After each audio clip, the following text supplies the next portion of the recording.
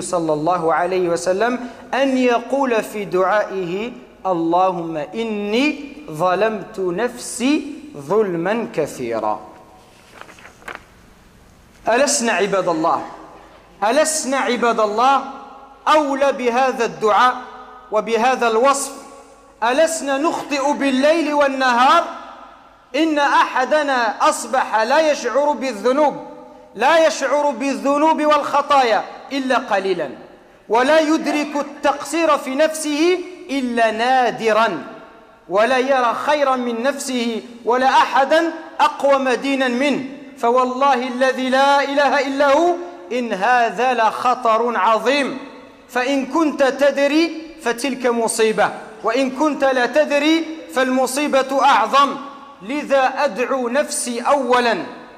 نفسي المقصرة أولا، ثم أدعوكم ثانيا لنقف مع أنفسنا من الحين والآخر ونحاسبها ونكثر من الاستغفار والتوبة والإنابة إلى الله تعالى. Chers musulmans, Allah subhanahu wa ta'ala nous demande de faire preuve de taqwa, de faire preuve de piété, de prendre nos précautions vis-à-vis de lui subhanahu wa ta'ala. Et sachez que cette taqwa est la base de tout bien, de toute élévation et de toute réussite dans la vie d'ici-bas et celle de l'au-delà. Allah Azza wa Jalla nous dit ce qui signifie et prenez vos provisions avec vous, mais vraiment la meilleure provision est la taqwa, la piété qui consiste à délaisser ce qu'Allah nous a interdit et à accomplir ce qu'il nous a ordonné. Mais vraiment, la meilleure provision est la taqwa, et craignez-moi, ô doués d'intelligence. Parmi les plus grandes obligations du croyant, il y a le fait de se rappeler Allah subhanahu wa ta'ala. Allah nous dit Ya ayyuhalladhina amanu dhkurullaha dhikran kathira. Ô vous qui avez cru, évoquez Allah de façon abondante. Le croyant, sa langue, elle ne cesse de se rappeler d'Allah subhanahu wa ta'ala dans toutes les situations, au travail, à la maison, dans le marché, etc. Et bien évidemment, lorsqu'il adore Allah, et notamment la prière, raison pour laquelle nous allons évoquer un hadith extraordinaire où le prophète sallallahu alayhi wa sallam, comme le rapporte Abdullah ibn Amr ibn al-As radiyallahu anhu, un hadith authentique rapporté par l'imam al-Bukhari rahimahullah, il nous dit que Abu Bakr as-Siddiq radiyallahu anhu, il demanda au prophète sallallahu alayhi wa sallam, ô messager d'Allah, enseigne-moi une invocation, apprends-moi une invocation que j'effectuerai dans ma prière. Et là le prophète sallallahu alayhi wa sallam lui a enseigné cette invocation. Allahumma inni zalamtu nafsi zulman kathira. Oh Allah, j'ai été très injuste envers moi-même. Faghfir li wa la yaghfiru dhunuba illa ant. Et nul en dehors de toi ne pardonne les péchés. Faghfir li min indika maghfira. Alors pardonne-moi d'un pardon venant de ta part. Innaka antal ghafurur rahim, car tu es certes le pardonneur, le très miséricordieux. Méditez mes chers frères et sœurs sur ce hadith extraordinaire. Abu Bakr as-Siddiq radiyallahu anhu, il demande au prophète de lui enseigner une invocation, et le prophète il lui enseigne cette invocation qui commence par ces mots: oh Allah, j'ai été très injuste envers moi-même. Pour comprendre la valeur de cette phrase, ce qu'elle signifie, il faut se poser la question: mais qui est Abu Bakr? Abu Bakr radiyallahu anhu, si on cite juste un hadith, vous allez comprendre son rang, son niveau et sa place dans l'islam et dans le cœur des croyants. Dans l'authentique de l'imam Muslim, il est rapporté qu'un jour le prophète sallallahu alayhi wa sallam il était en compagnie de ses compagnons, il leur a posé la question suivante. Il leur a dit: qui parmi vous s'est levé et a jeûné aujourd'hui? Abu Bakr a dit: moi, Rasulallah, moi aujourd'hui je jeûne, je suis en état de jeûne. Inni sa'im. Qui parmi vous aujourd'hui a suivi un cortège funéraire? Et là Abu Bakr encore une fois il dit: moi, Rasulallah, aujourd'hui moi j'ai suivi un cortège funéraire. Qui parmi vous aujourd'hui a nourri un pauvre? Abu Bakr encore une fois il dit: moi, Rasulallah. Qui parmi vous a rendu visite à un malade? Et Abu Bakr encore une fois il dit: moi. Regardez les sahaba, regardez, les sahaba c'est des gens qui œuvrent, qui travaillent pour l'akhira, qui font de bonnes œuvres. Ils jeûnent, ils nourrissent un pauvre, ils visitent un malade et ils suivent un cortège funéraire. Tout ça la même journée. Et donc le prophète sallallahu alayhi wa sallam dit à la fin: il n'y a pas une personne en qui sont regroupés tous ces actes sans qu'elle n'entre au paradis. Ça c'est Abu Bakr as-Siddiq, mes chers frères et sœurs. Abu Bakr, le meilleur des compagnons, celui qu'Allah Azza wa Jalla a évoqué dans le Coran quand il dit deuxième des deux, quand ils étaient dans la grotte et qu'il disait à son compagnon: ne t'afflige pas car Allah est avec nous. Allah subhanahu wa ta'ala, il parle de Abu Bakr as-Siddiq, le célèbre compagnon du prophète sallallahu alayhi wa sallam, celui qui a reçu la bonne nouvelle de l'accès au paradis avant même de mourir. Celui que le prophète sallallahu alayhi wa sallam choisissait pour diriger la prière lorsqu'il était malade. Et malgré tout cela, malgré ce rang qu'il a, malgré la place qu'il a auprès d'Allah subhanahu wa ta'ala, quand il invoque Allah, qu'est-ce qu'il dit? Oh Allah, j'ai été très injuste envers moi-même. Alors ne sommes-nous pas, nous, mes chers frères et sœurs, plus dans le besoin de cette invocation que Abu Bakr as-Siddiq? Ne sommes-nous pas, nous, des pécheurs, de nuit comme de jour, au point où malheureusement quelqu'un se réveille aujourd'hui et il ne se rend même pas compte de ses péchés, de ses erreurs, de ses manquements. Peut-être même qu'il a une très bonne opinion de lui. Il se croit, il se prend pour le meilleur, il pense que c'est quelqu'un de pieux et il a une bonne opinion de lui.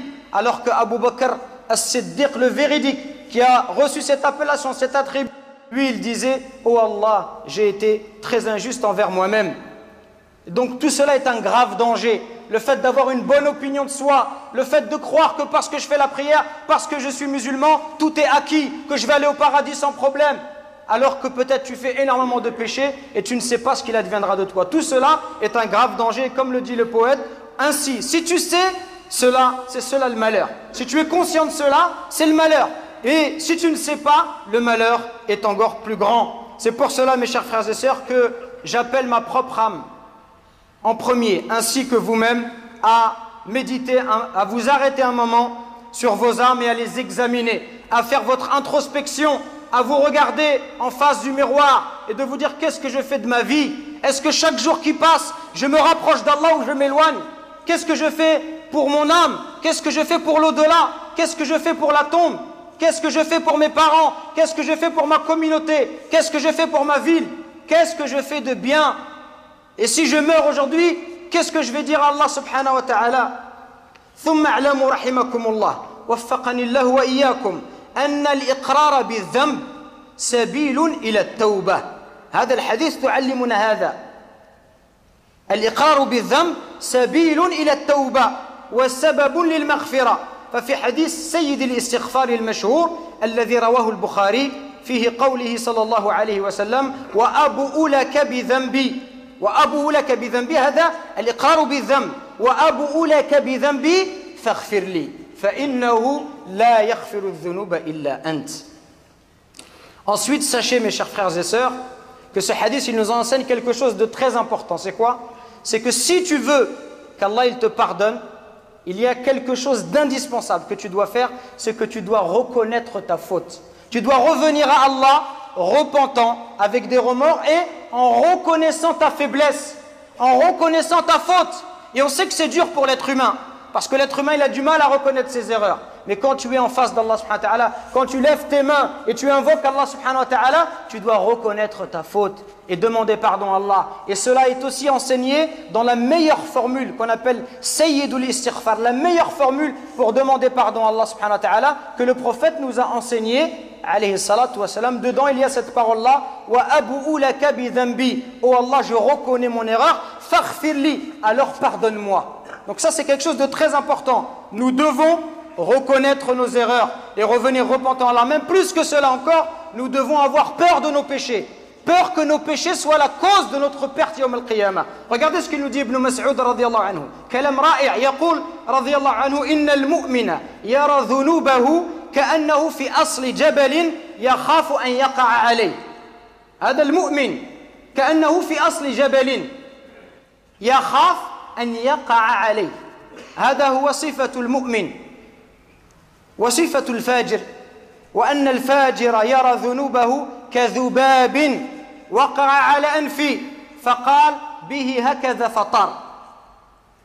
Le musulman, il doit avoir peur de ses péchés. Peur que ses péchés, ils causent sa perte. Même un petit péché, ne méprise pas les péchés. Ne dis pas, c'est un petit péché. Moi, je suis bien, je fais la prière, mais juste j'ai ce petit défaut. Non, ce petit défaut, c'est peut-être ça qui va te faire rentrer en enfer. Wal'iyadu billah.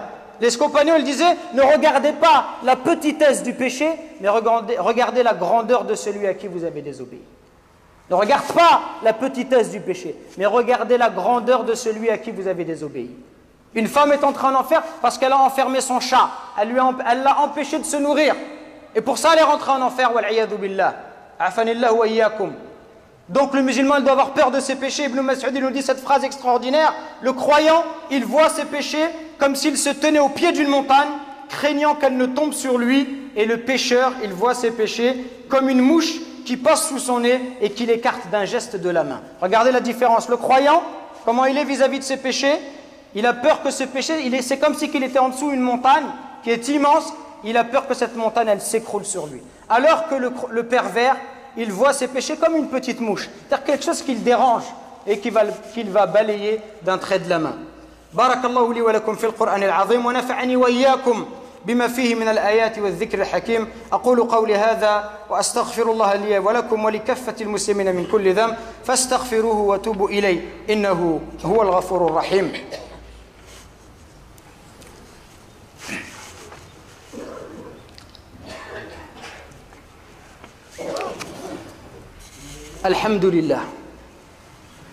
الحمد لله عظيم الإحسان واسع الفضل والجود والامتنان وأشهد أن لا إله إلا الله وحده لا شريك له وأشهد أن محمدا عبده ورسوله صلى الله عليه وعلى آله وسلم أما بعد عباد الله فلنندم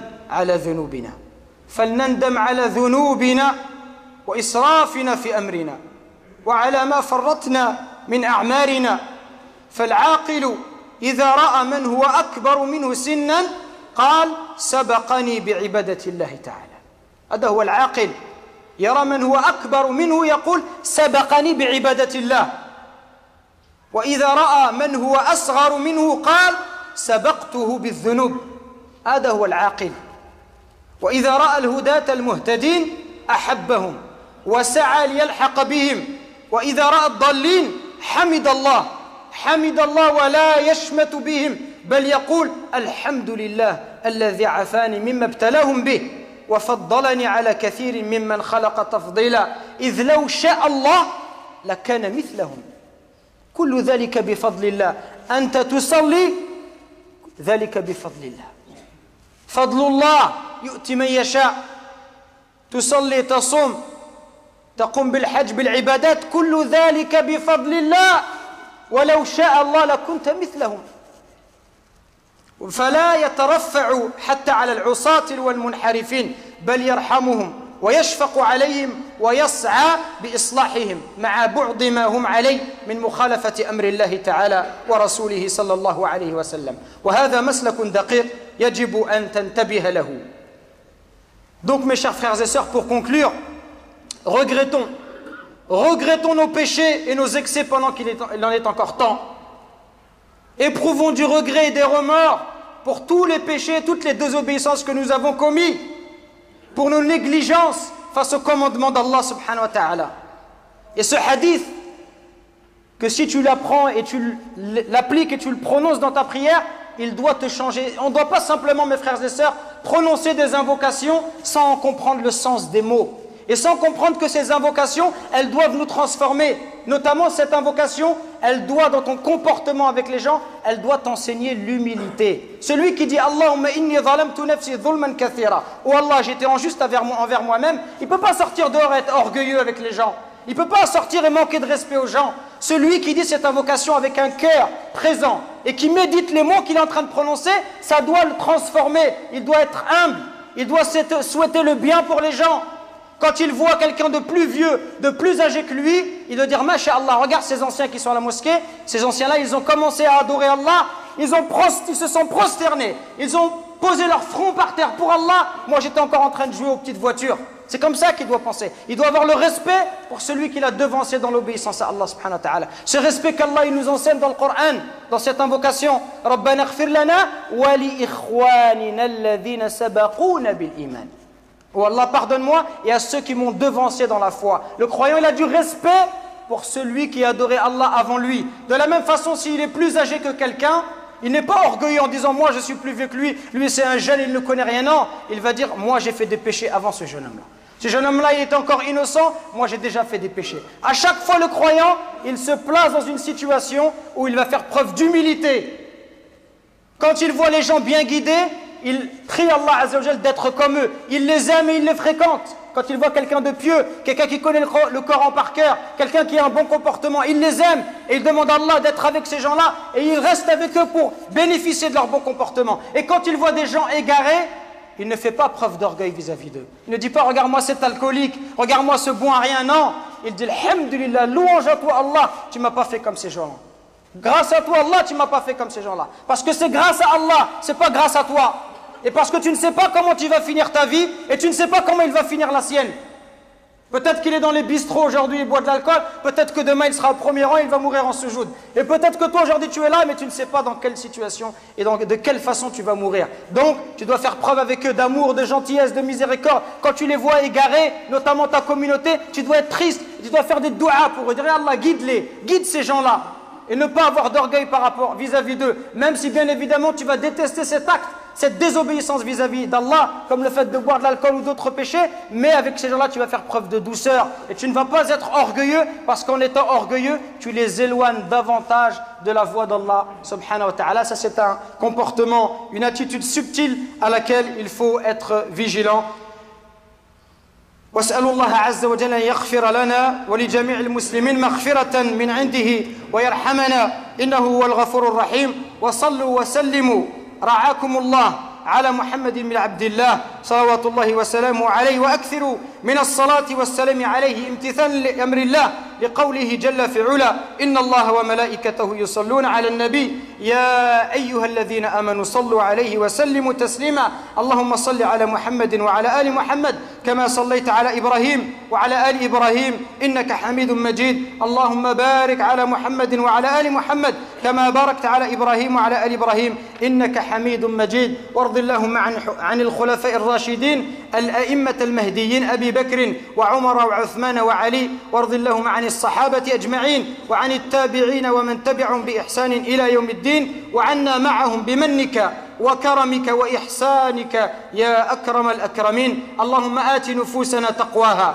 وزكها أنت خير من زكاها أنت وليها ومولاها اللهم أصلح لنا ديننا الذي هو عصمة أمرنا وأصلح لنا دنيانا التي فيها معاشنا وأصلح لنا آخرتنا التي إليها معادنا واجعل الحياة زيادة لنا في كل خير والموت راحة لنا من كل شر اللهم إنا ظلمنا أنفسنا ظلما كثيرا ولا يغفر الذنوب إلا أنت فاغفر لنا من عندك مغفرة إنك أنت الغفور الرحيم اللهم اغفر لنا ذنوبنا وكفر عنا سيئاتنا وتوفنا مع الأبرار اللهم اغفر لنا ولوالدينا وللمؤمنين يوم يقوم الحساب اللهم اغفر لنا ولوالدينا وللمؤمنين يوم يقوم الحساب اللهم إنا نسألك الجنة ونعوذ بك من النار اللهم أعز الإسلام والمسلمين اللهم أعز الإسلام والمسلمين اللهم أعز الإسلام والمسلمين في كل مكان وفي كل زمان وانصر المستضعفين من المسلمين وكن لهم عونا ونصيرا وآتهم من لدنك سلطانا نصيرا يا رحم كن بهم رحيما يا لطيف كن بهم لطيفا سبحان ربك رب العزة عما يصفون وسلام على المرسلين والحمد لله رب العالمين وأقم الصلاة